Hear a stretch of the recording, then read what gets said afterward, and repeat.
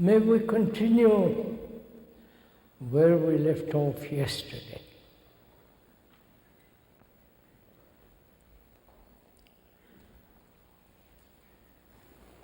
We were talking about fear and the ending of fear. And also, we were talking about the responsibility of each one of us facing what is happening in the world, the appalling, frightening mess we are in. And for that, we're all responsible, individually, collectively, nationally, religiously, and all the affairs of the world we have made after millennia upon millennia, long evolution. We have still remained barbarians, hurting each other, killing each other, destroying each other. We've had freedom to do exactly what one liked. And that has created havoc in the world. Freedom is not to do what one likes, but rather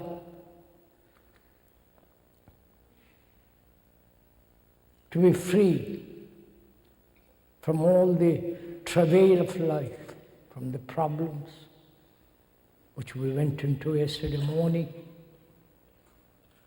from our anxieties, from our psychological wounds, from all the conflict that we have put up with for many, many, many millennia. And also to be free from fear. We talked about all these things yesterday afternoon. And also we said these gatherings, this meeting, is not a lecture on any particular subject to inform, to instruct, to put it into a certain pattern. But rather, it is our responsibility together to investigate, to explore into all the problems of our life, our daily life. Not some speculative concepts or philosophies, but to understand the daily pain, the boredom, the loneliness, the despair, the depression, and the endless conflict which man has lived with.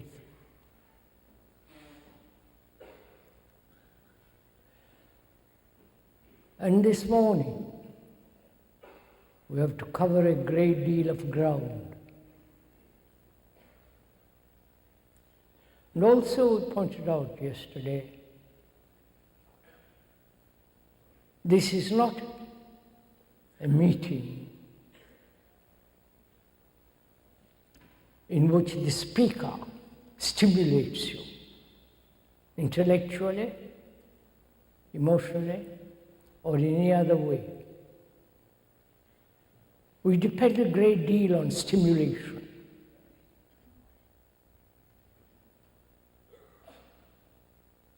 It's a form of commercialism. Drugs, alcohol, and all the various means of sensation.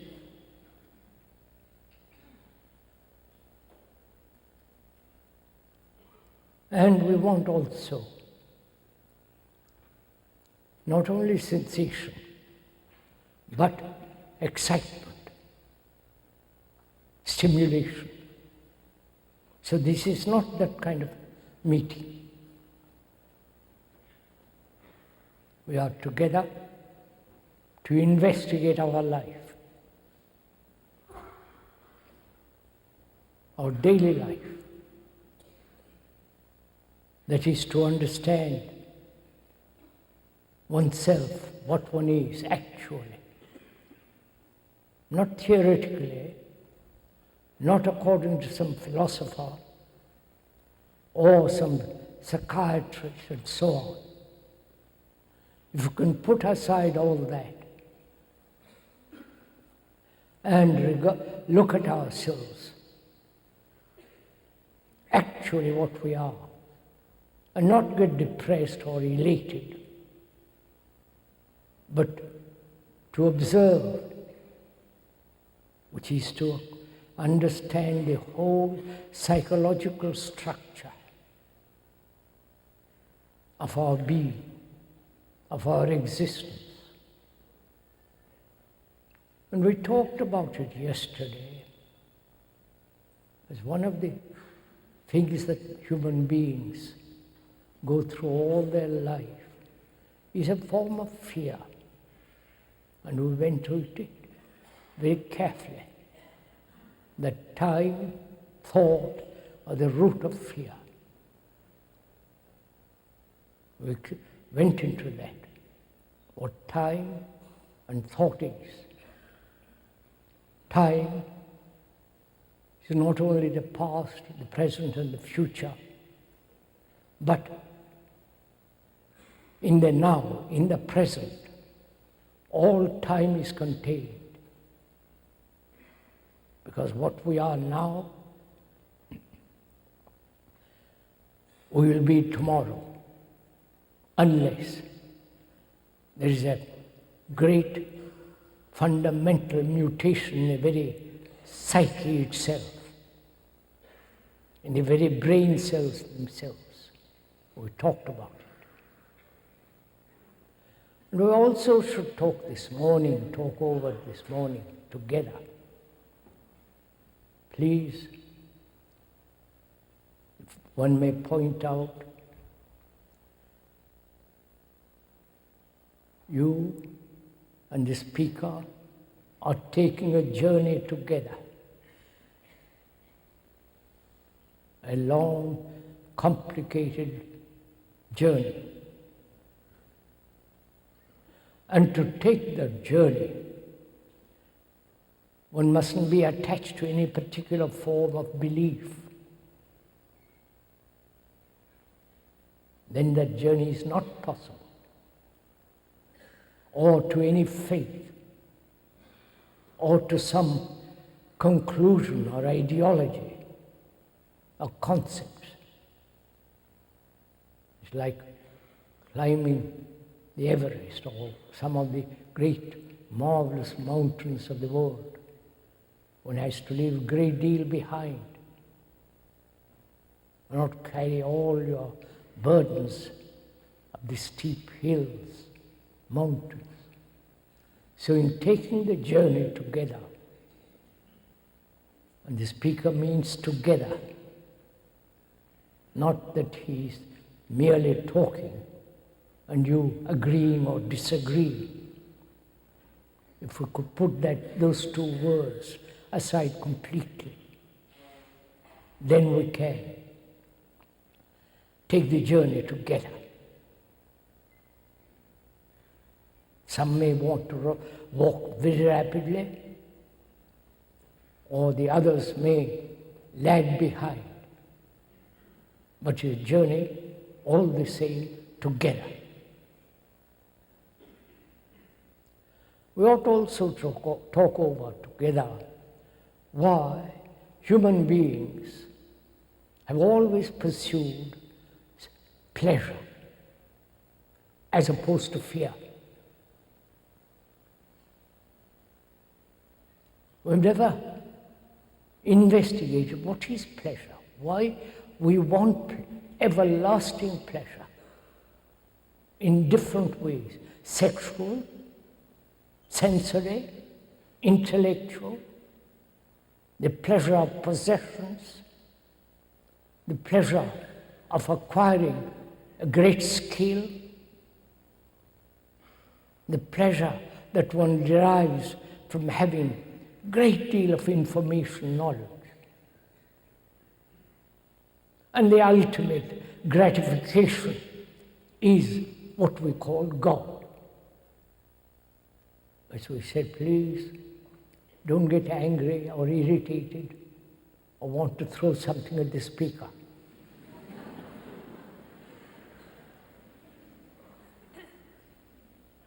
This is a violent world. If you don't agree, they kill you. This is what's happening.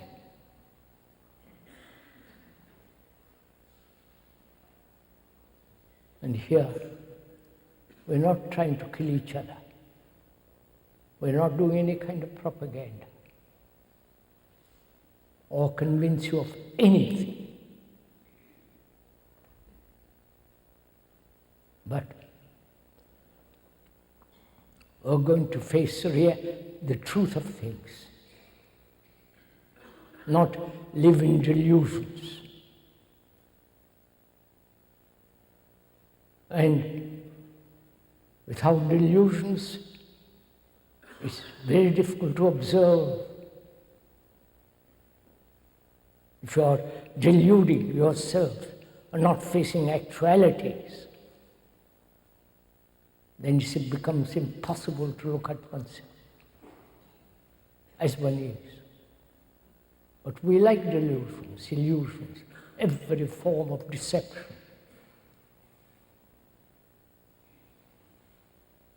Because we are frightened to look at ourselves. As we said, to look at ourselves very clearly, accurately, precisely. It's only possible in a mirror of relationship. That's the only mirror that we have. When you look at yourself, when you're combing your hair, or shaving, or doing whatever you're doing to your face. Sorry.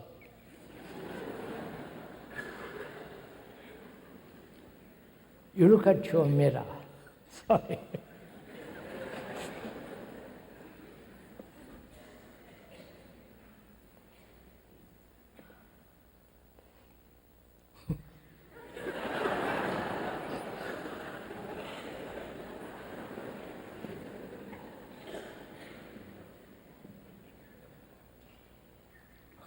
I'm sorry.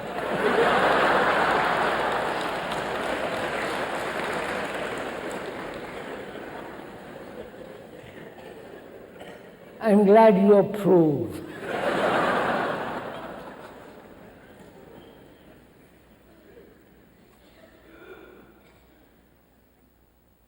When you are shaving, you look at your face or comb your hair. That mirror reflects exactly what you are, your face is, how you look. And psychologically, is there such a mirror in which you can see exactly, precisely, accurately what you are? As we said, there is such a mirror, which is one's relationship, however intimate it be, whether it's man, woman. In that relationship, you see what you are, if you allow yourself to see what you are. You see how you get angry, your possession, your all the rest of it. So pleasure, man has pursued endlessly in the name of God, in the name of peace, and in the name of ideology, and the pleasure of power, having power over others, political power. Have you noticed? Power is an ugly thing when one dominates another in any form. When the wife dominates the husband or the husband dominates the woman. Power is one of the evil things in life.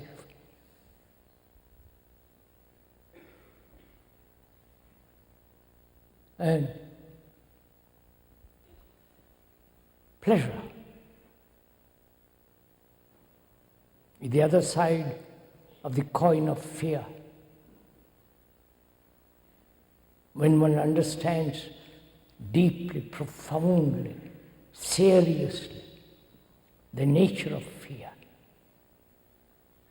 as we went into it yesterday and we won't go into it again, then pleasure, that is delight,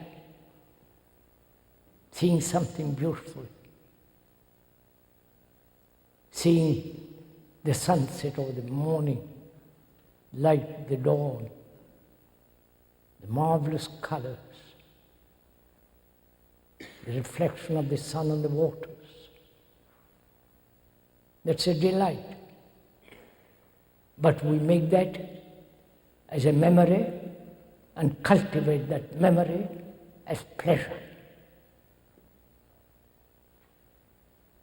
And also, as we said, but just look at it, not do something about it.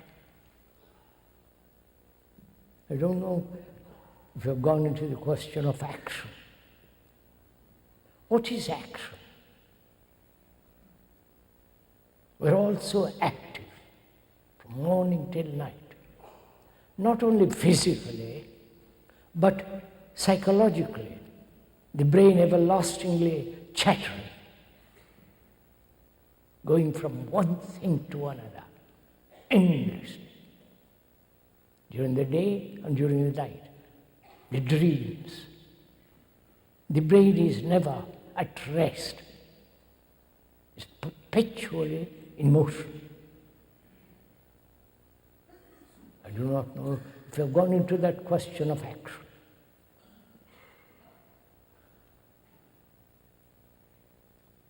What is action? The doing.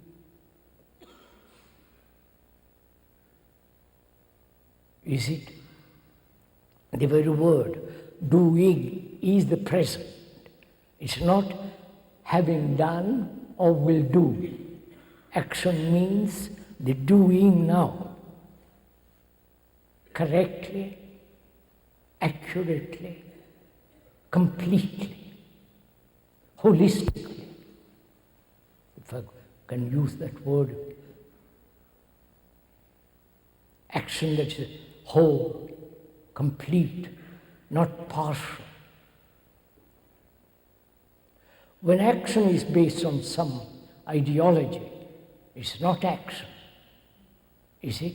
It's a conformity to a certain pattern which we have established. And therefore it's incomplete action. Or according to some memory, some conclusion. If you act according to certain ideology, pattern, or conclusion, it is still incomplete. There is a contradiction always. So one has to inquire into this very complex problem of action.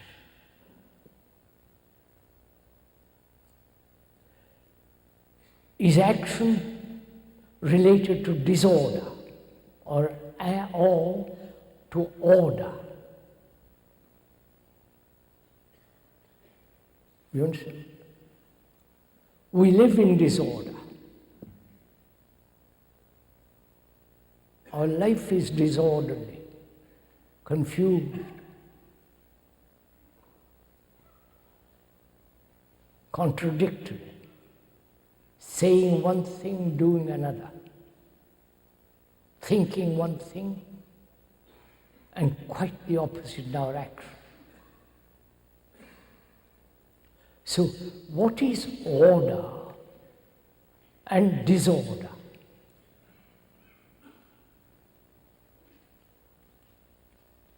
Perhaps you have not thought about all these matters. So let us think together about all this. And Lord, please don't let me talk to myself.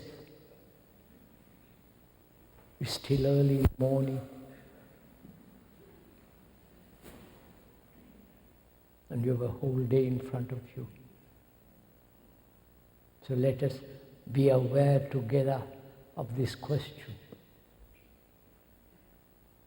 What is order and what is disorder, and what is the relationship of action to order and disorder? We more or less explain what is action. The very word to act means the present, acting. You are sitting there. And what is the relationship?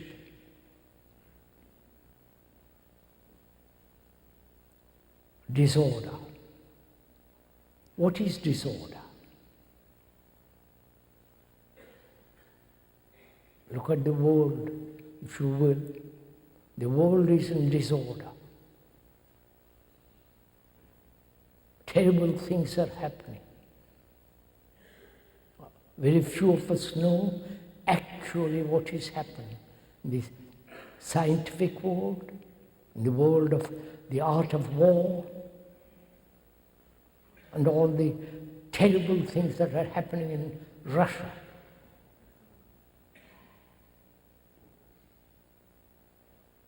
And the poverty in all countries. The rich and the terribly poor.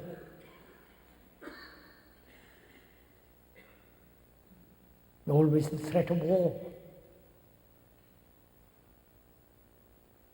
One political group against another political group.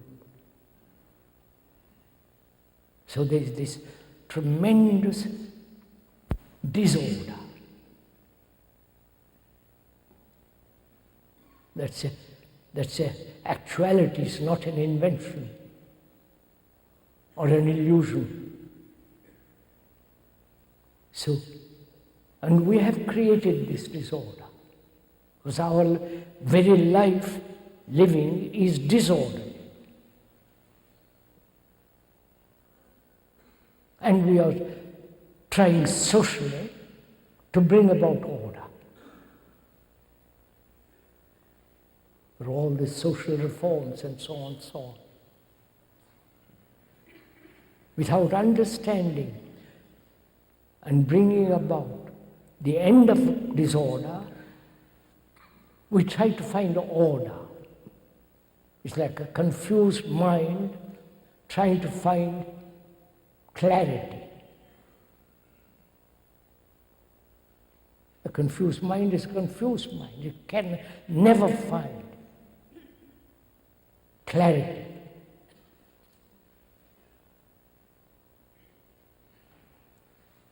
So, can there be an end to disorder in our life, our daily life? Not in order in heaven or in other place, but in our daily life, can there be order?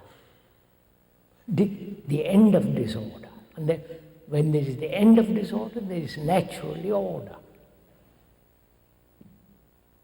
That order is living. It's not according to a certain pattern.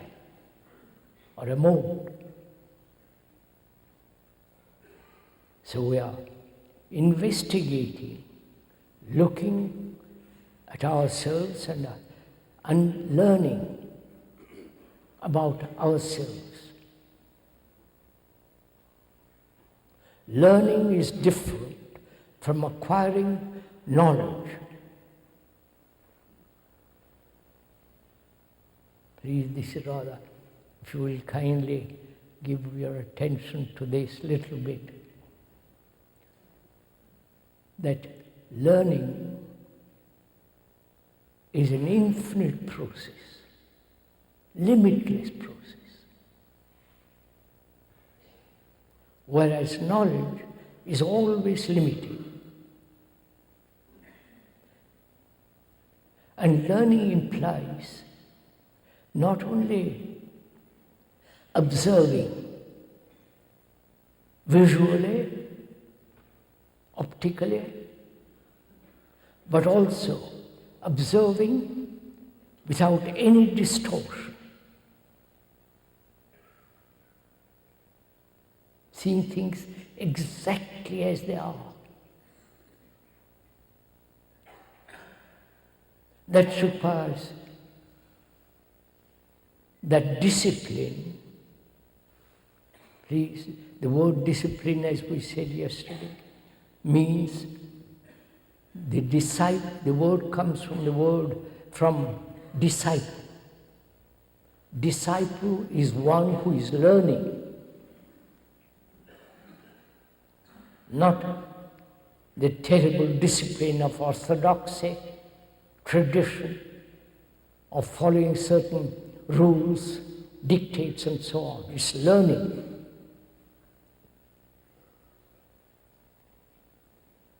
Learning through clear observation without distortion, hearing things exactly what the other fellow is saying without any distortion. And learning is not accumulative because you're moving. Do you understand all this? So, in learning what is disorder in ourselves,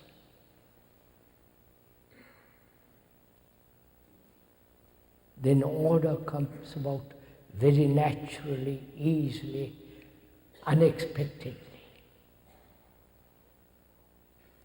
And when there is order, order is virtue. There is no other virtue except complete order. That is complete morality, not some imposed or dictated morality.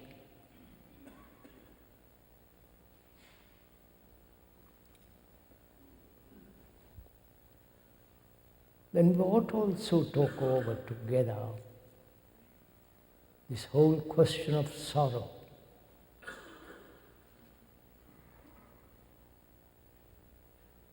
You don't mind? Because man and woman, children throughout the world, whether they live behind the iron curtains, which is most unfortunate for them, whether they live in South Asia or India or Europe or here, every human being, whether rich or poor, intellectual, or just ordinary layman like us, we all go through every form of suffering.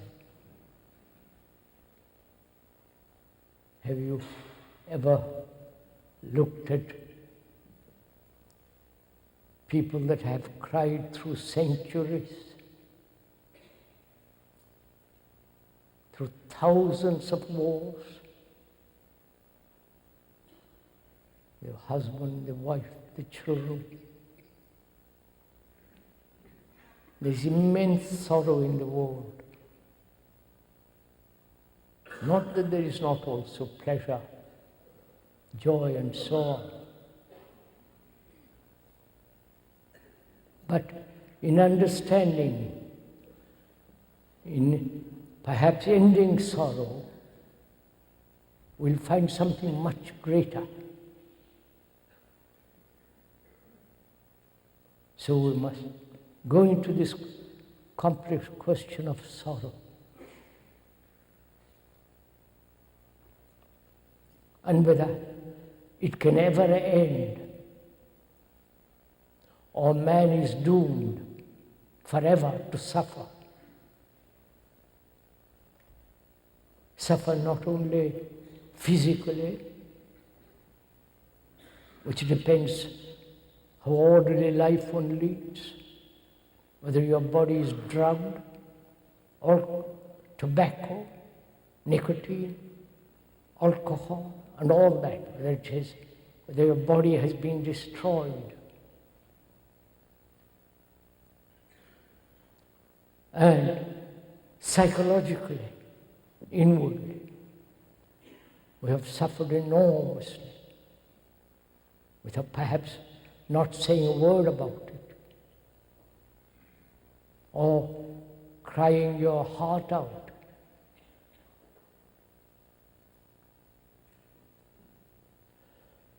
And during all this long evolution of man, from the beginning of time till now, every human being on this earth has suffered.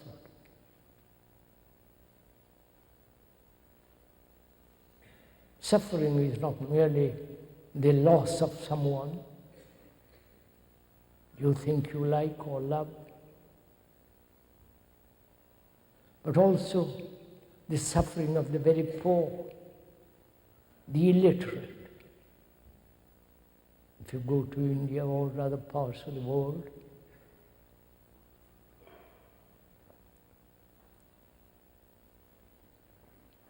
you see people walking miles and miles to go to a school, little girls and little boys. They will never be rich. They will never ride a car. Probably they'll never have a hot bath.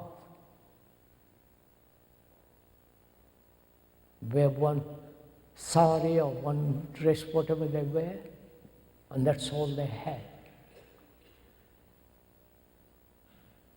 And that is sorrow. Not for the man who goes by in a car, but the man in the car looks at this and is in sorrow if he's at all sensitive, aware. And the sorrow of ignorance, not ignorance of writing, literature and all the rest of it, but the sorrow of a man who doesn't know himself.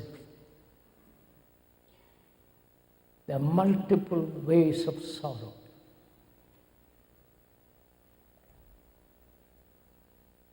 And we're asking, can this sorrow end in with each one? There's the sorrow of oneself, in oneself, and the sorrow of the world.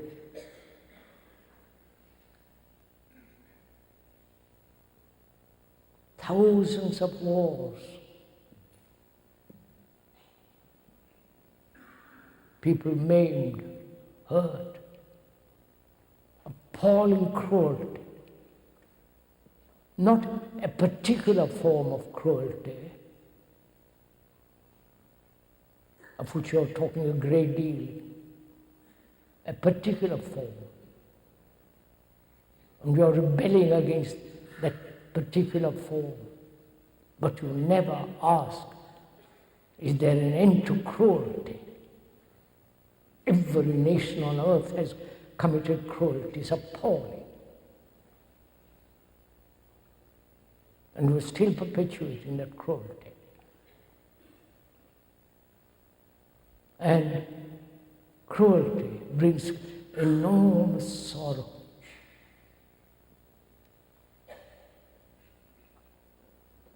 seeing all this, not from a book, not from a traveler, not from a tourist. Tourists go abroad just to amuse themselves, see sights and having a good time, a holiday.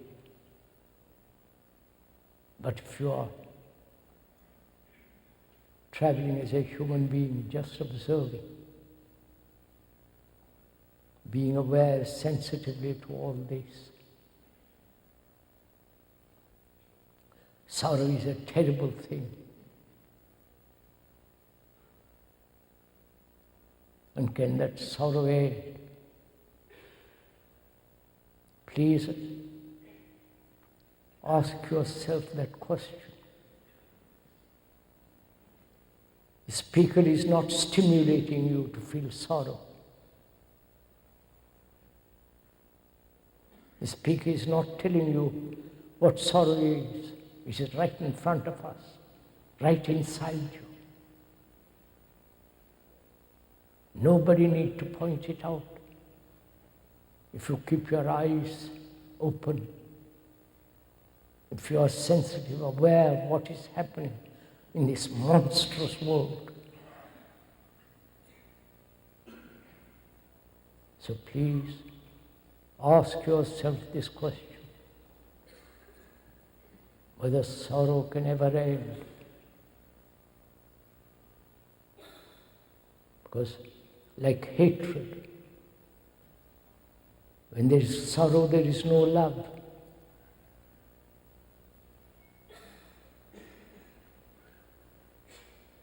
When you are suffering, concerned with your own suffering,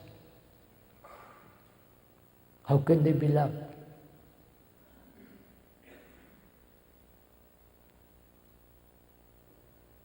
So, one must ask this question, however difficult it is to find, not the answer, but sorrow, the ending of sorrow.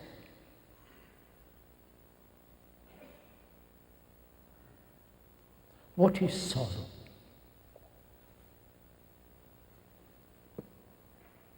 Not only the physical pain and the enduring pain of a person who is paralyzed or maimed or diseased, but also the sorrow of losing someone.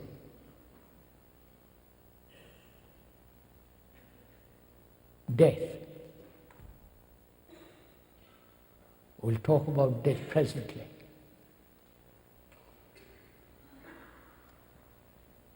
Is sorrow self-pity? Please investigate. We are not saying it is or it is not. We're asking, is sorrow brought about by self-pity one of the factors?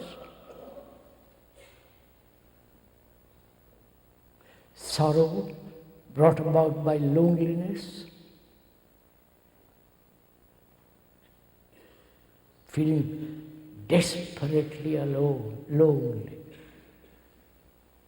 Not alone. The word alone means all one.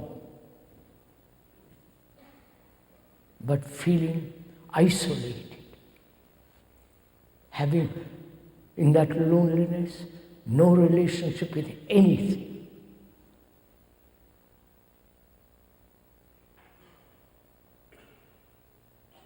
Is sorrow merely an intellectual affair to be rationalized, explained away? Or to live with it without any desire for comfort? You understand? To live with sorrow, not escape from it, not rationalize it, not find some elusive or exclusive comfort,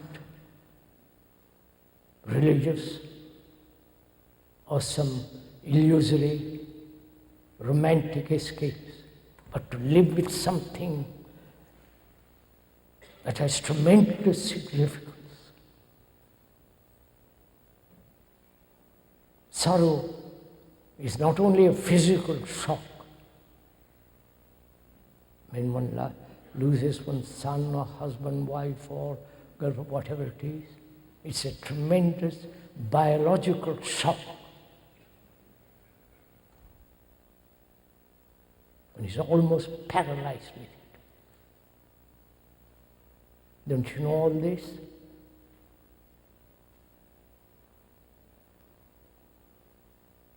And there's also the sense of desperate loneliness.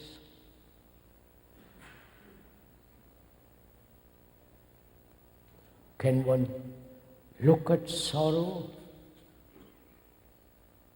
as it is actually in us and remain with it, hold it, and not move away from it?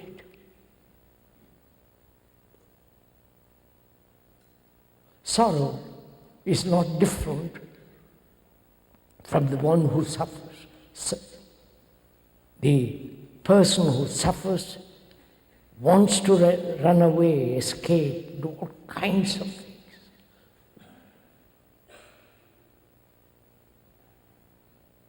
But to look at it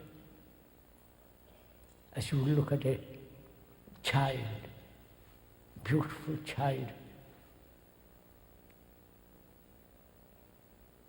to hold it, never escape from it. Then you will see for yourself, if you really do it deeply, that there is an end to sorrow. And when there is an end to sorrow, there is passion. Not lust, not sensory stimulation, but passion. And very few have this passion, because we are so consumed with our own griefs, with our own pains, with our own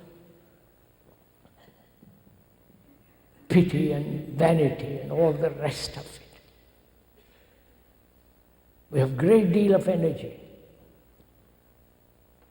Look what is happening in the world. Tremendous energy to invent new things, new gadgets, new ways of killing others. To go to the moon needs tremendous energy and concentration, both intellectual and actual. We've got tremendous energy, but we dissipate it by conflict, through fear, through endless chattering about nothing. And passion has tremendous energy.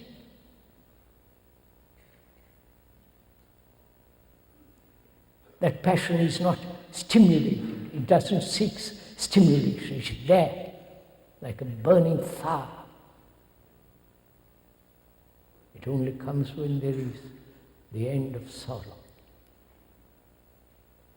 And when you have this sorrow, ending of it is not personal,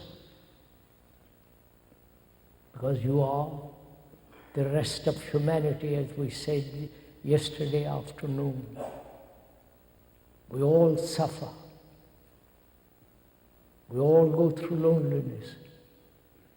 Every human being on this earth. rich or poor, learned or ignorant.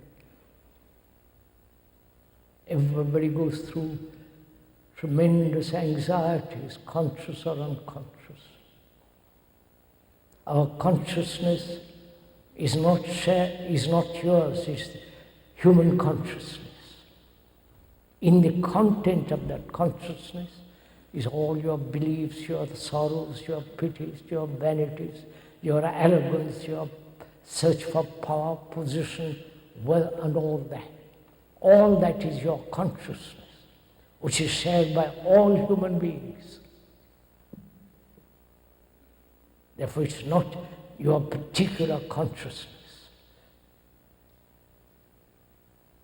And that, when one really realizes that, not verbally or intellectually or theoretically or as a concept, but as an actuality,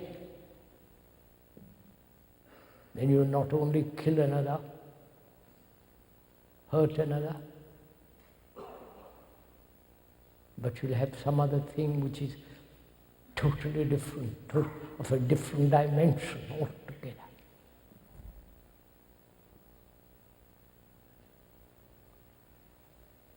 We ought to talk over together too, what is love? I hope all this is not boring you.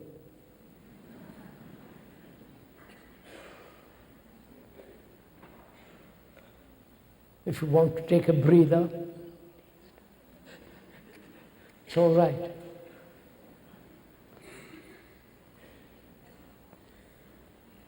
As I said, as the speaker said,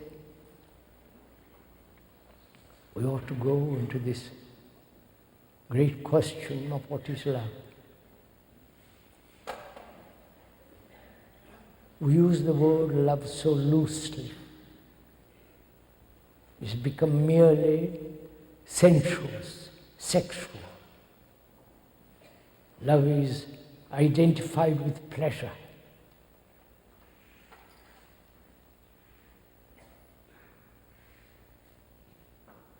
And to find that perfume,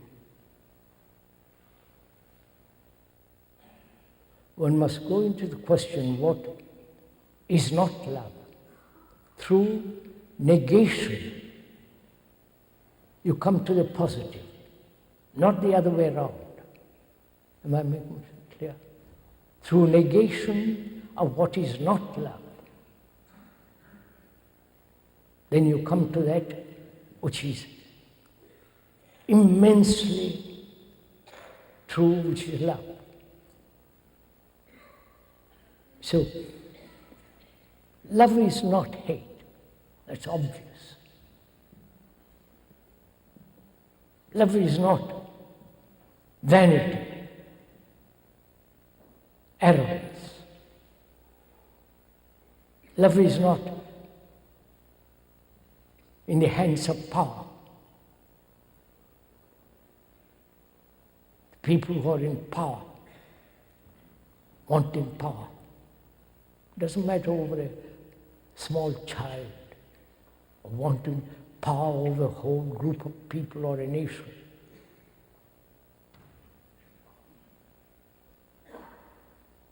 That surely is not love.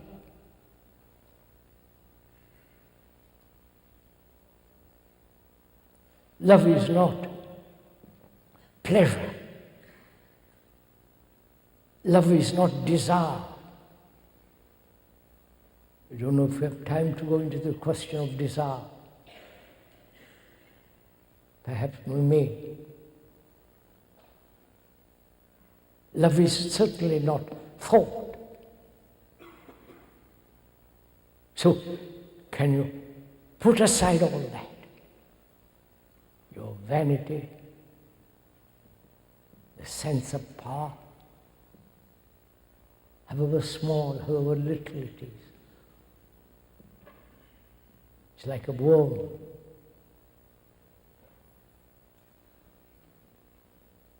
And the more power you have, the more ugly. And therefore in that there is no love. In your ambition, when one is ambitious, aggressive, on which you're all brought up, to be aggressive, to be successful, to be famous, to be known, which is also utterly childish from the speaker's point of view.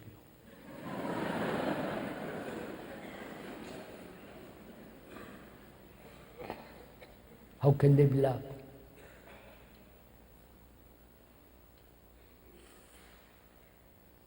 So love is something that cannot be invited or cultivated. It comes about naturally, easily, when the other things are not. And in learning about oneself, one comes upon this. Where there is love, there is compassion. And compassion has its own intelligence. That is the supreme form of intelligence.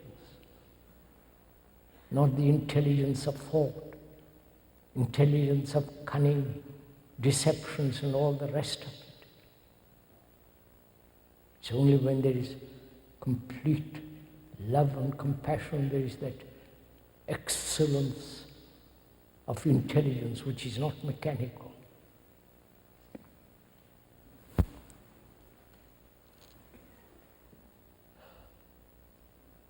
And we also talk about death. Shall we? Are you interested in finding out what death is? What's the meaning of that word? The dying, death, the ending. Not only the ending, what happens after death. Does one carry the memories of one's own life? The whole Asiatic world believes in reincarnation. That is, I die, I've led a miserable life, perhaps done a little good here and there, and next life I'll be better. I will do more good. It's based on reward and punishment, like everything else in life. I will do good this life, and I will be better next life. It's based on the word karma. Probably you have heard of it. The word karma means, in Sanskrit, action. I won't go into it. So, there's this whole belief that when one has lived this life, next life you have a better chance, depending what kind of life you have led now. The reward and the punishment. And in Christianity, there is this whole sense of resurrection, and so on. So we can put aside for the moment all that. Really put aside. Not cling to one thing or the other. Then what is death? What does it mean to die? Not only biologically, physically, but also psychologically.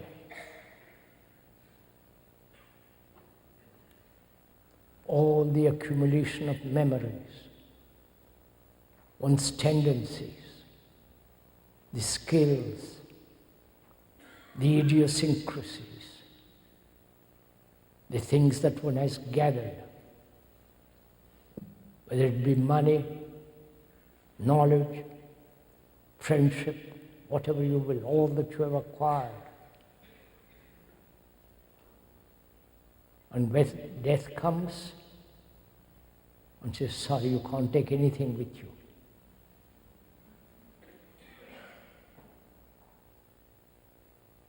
So what does it mean to die?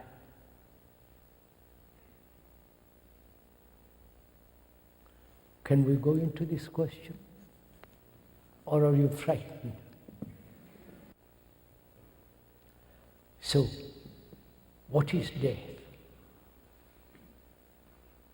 How do we inquire into it? You understand? I'm living. I'm taking as an example. I'm living. I go along every day, routine, mechanical, miserable, happy, unhappy, the whole business of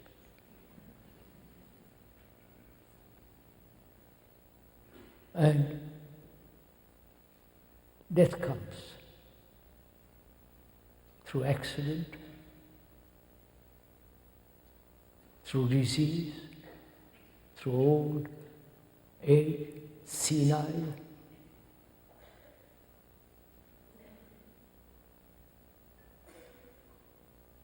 What is senility?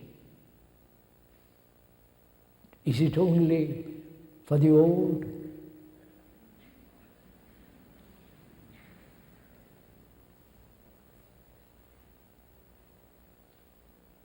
Is it not also, is not senility when we are just repeating?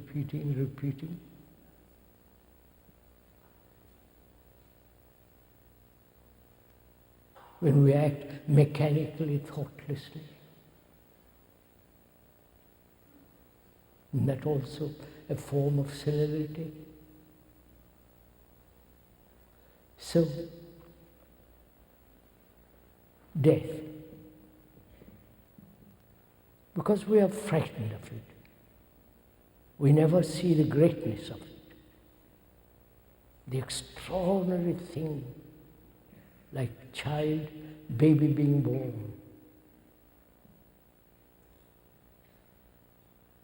A new human being has come into being.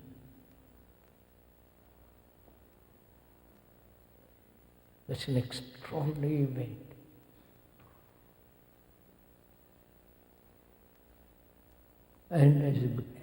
And that child grows and becomes whatever you have all become.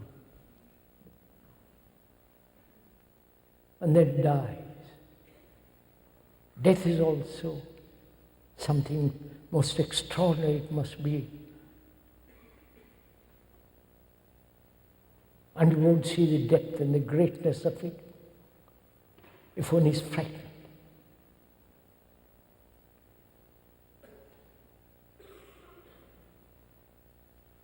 So what is death?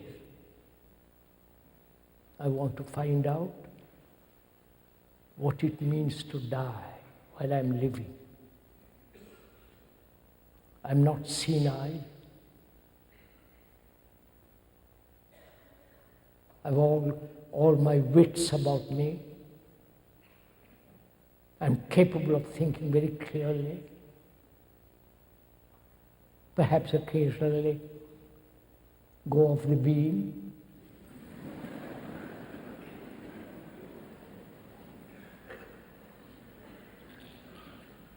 But I'm active, clear, all the rest of it.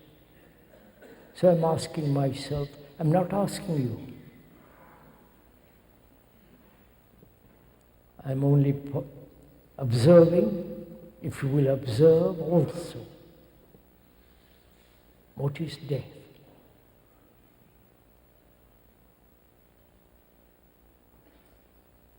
Death means surely the ending of everything.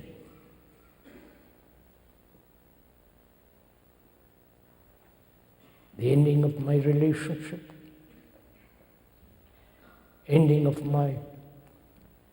all the things I've put together in my life, all the knowledge, all the experience, the idiotic life I've led, a meaningless life, or trying to find a meaning intellectually to life. I've lived that way. Not personally, but I'm taking it as an example. And death comes and says, that's the end. But I'm frightened. It can't be the end. I've got so much, I've collected so much. Not only furniture,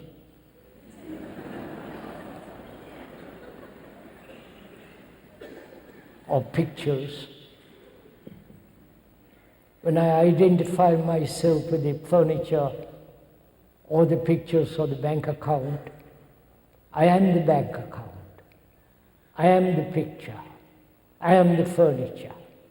Right? When you identify with something so completely, you are that. Perhaps you don't like all this.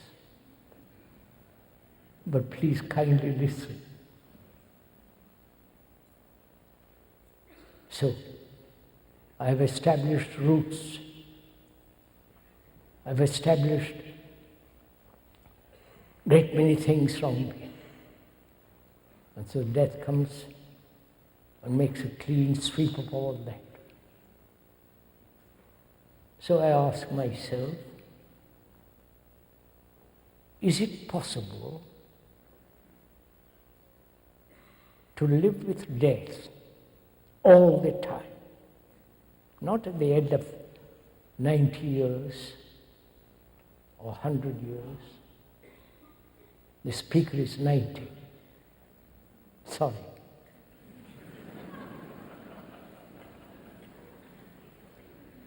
Not at the end of one's life, but can I, with all my energy, vitality, and all the things that go on, can I live with death all the time? Not commit suicide, I don't mean that's too silly. But live with death, which means ending every day of everything I've collected. The ending. I do not know if you've gone into the question of what is continuity and what is ending. That which is continuous can never renew itself, reborn, clear. It can revive itself, that which is continuous. Like you are doing in this country, revival of religion. As we said, the word revive means something that has withered, dying, and you revive it. Which is happening in this country, religious revival, they're shouting about it. And I don't know if you have noticed, religions are organized religions, and the gurus and all the rest of them are tremendously rich people. Great property. Look at the religious. There is a temple in the south of India. Every third day, they have $1 million. You understand? God is very profitable.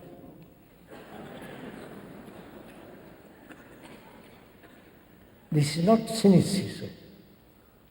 This is actuality. We are facing actuality. And you can't be cynical or despairing it is so.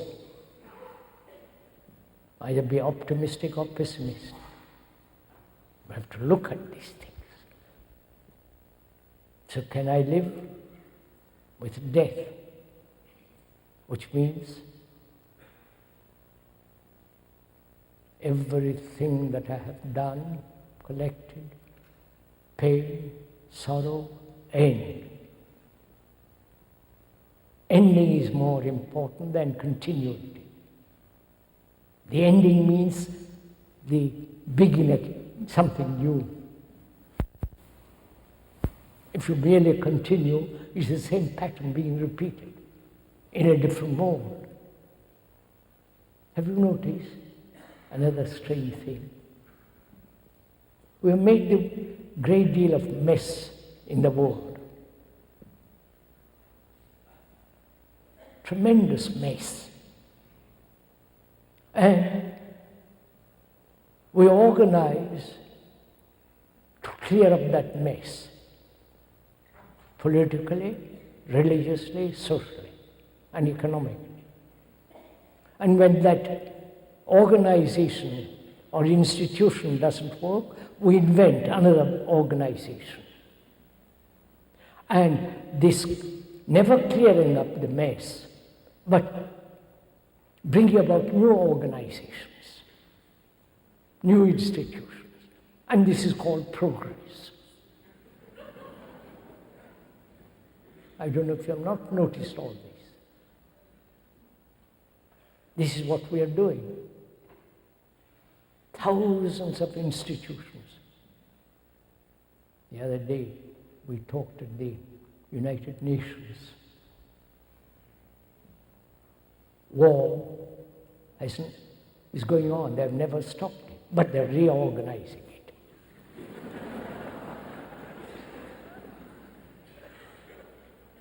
You're also doing the same, exactly the same thing in this country. We never clear up the mess. And we depend on organizations to clear that up. New leaders, new gurus, new priests, new faiths, and all that rubbish that's going on. So can I live with death? That means freedom. Complete, total, holistic freedom. And therefore, in that freedom, there is great love and compassion. And that intelligence which has not an end, which is immense.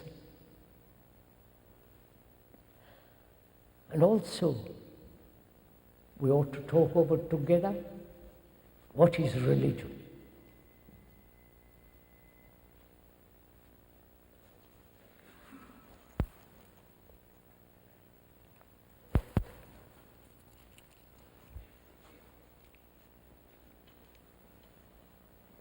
May we go on? You're not too tired?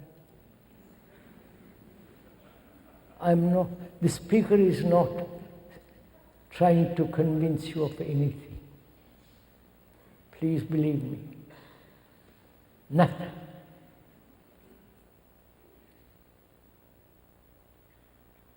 You're not trying to force you through stimulation, through some other means.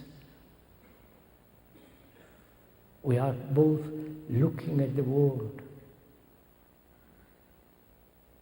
Your personal world and the world about you. You are the world. The world is not different from you. You have created this world. And you are responsible for it. Completely, totally. Whether you're a politician or an ordinary man in the street like us. We also talk over together what is religion.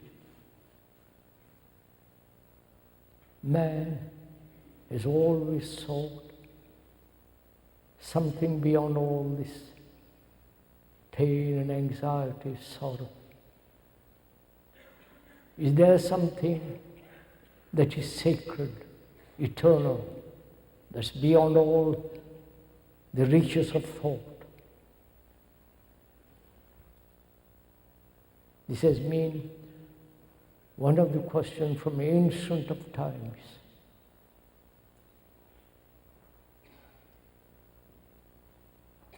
What is sacred? What is that which has no time? That which is incorruptible? That which is nameless? That which has no quality, no limitation? The timeless, the eternal. Is there such a thing?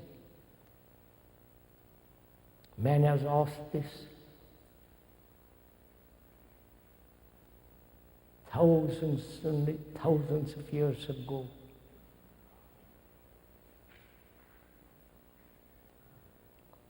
So,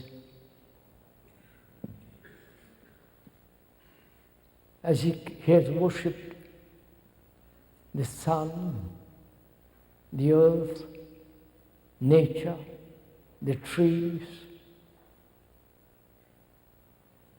the birds, everything that's living on this earth, man has worshipped. Ancient times. If you have heard of the Vedas and the Upanishads, so they never mention God.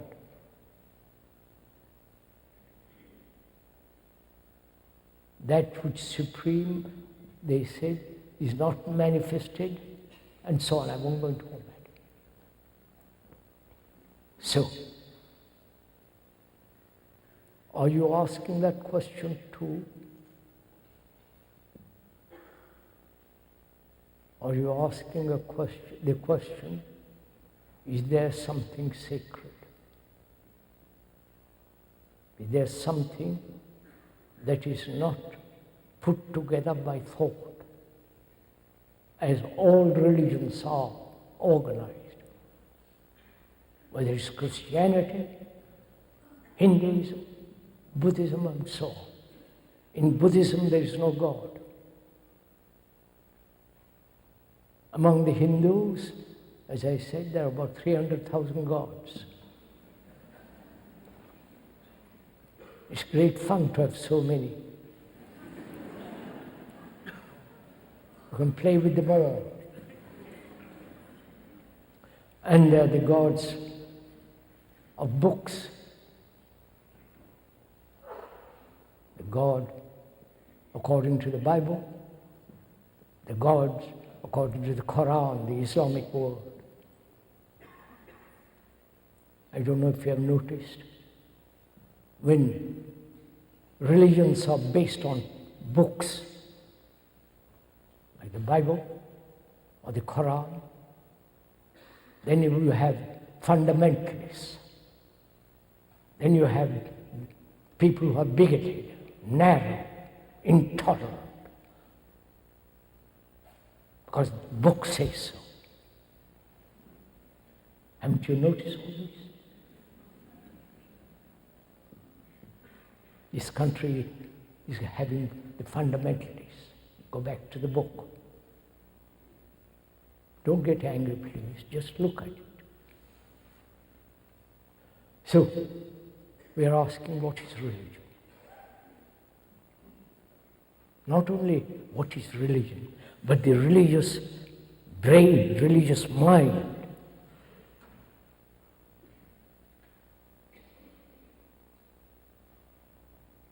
To inquire into that, deeply, not superficially,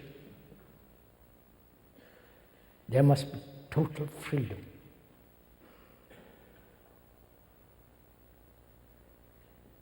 Complete freedom. Not freedom from one thing or the other, but freedom as a whole, per se. Then we have to ask also,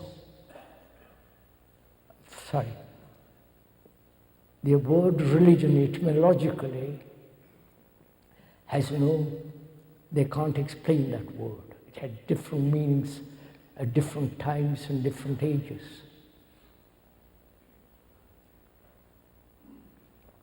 So we are asking, when there is that freedom, is it possible, living in this ugly world, is it possible to be so free from pain, sorrow, anxiety, loneliness, and all the rest of it?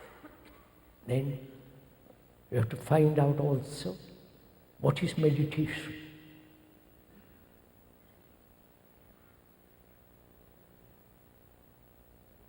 Contemplation in the Christian sense, and the meditation in the Asiatic sense. Probably meditation has been brought to this country by the yogis, gurus, and all those superstitious people, traditional people. And therefore they're mechanical. So we'll have to find out what is meditation. Do you want to go into it? Does it amuse you, or do you want to do it really? Is it a form of entertainment, meditation? First let me learn meditation, find out, and then I'll act properly. You understand the game one plays? Or if there is order in one's life, real order as we explained, then what is meditation? Is it following certain systems, methods? The Zen method, the Buddhist meditation, the Hindu meditation, and the latest guru with his meditation. They are always bearded, full of money, and all the rest of the business.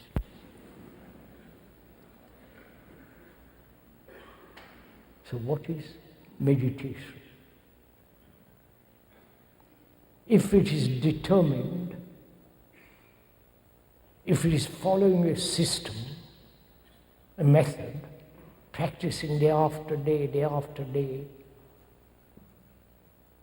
what happens to the human brain? It becomes more and more dull. Haven't you noticed this?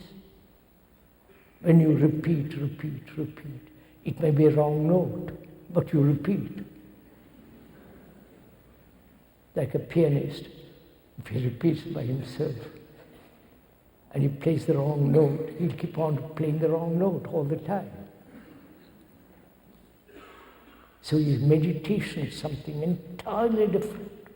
It's nothing whatsoever to do with methods, systems, practices. Therefore, it can never be mechanical.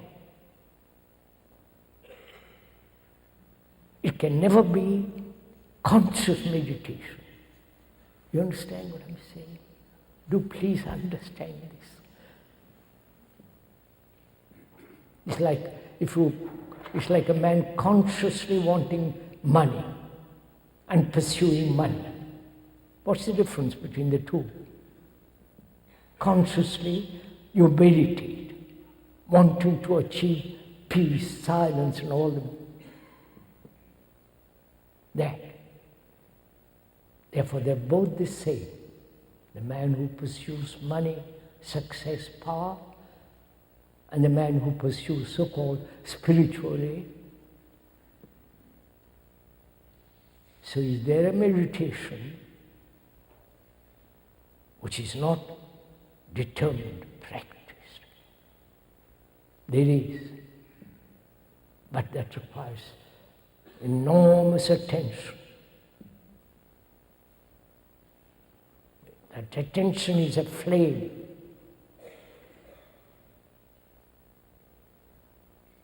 And that attention is not something that will come much later. But attention now to everything, every word, every gesture, every thought. To pay complete attention, not partial. If you are listening partially now, you are not giving complete attention.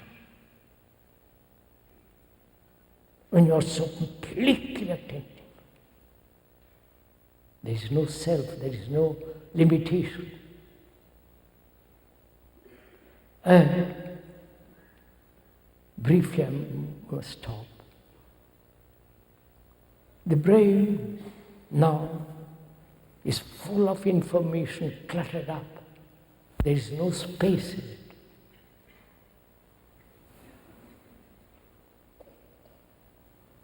And one must have space. There must be space. Space means energy. When there is no space, your energy is very, very limited.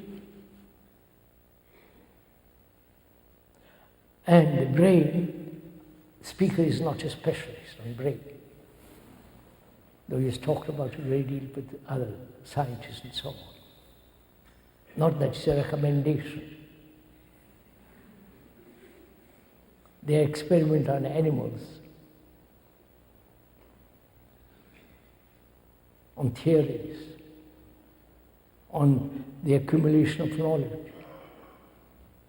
But we are not scientists, we are laymen, ordinary people, humble, wanting to find out.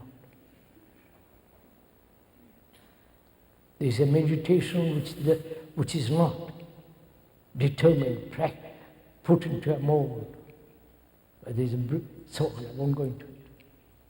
So the brain, which is now so heavily laden with knowledge, with theories, with power, position, all the rest of it, everlastingly in conflict and cluttered up, it has no space. And freedom, complete freedom, is to have that limitless space. Brain is extraordinarily capable, infinite capacity. But we have made it so small and petty.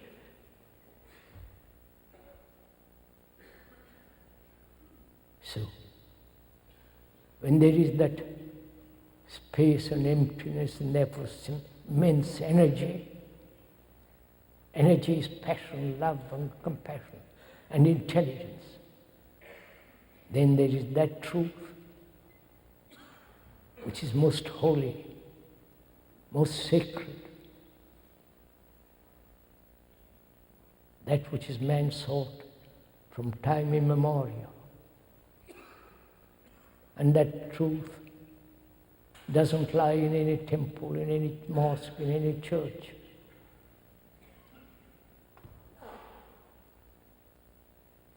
And it has no path to it, except through one's own understanding of oneself, inquiring, studying, learning. Then there is that which is eternal.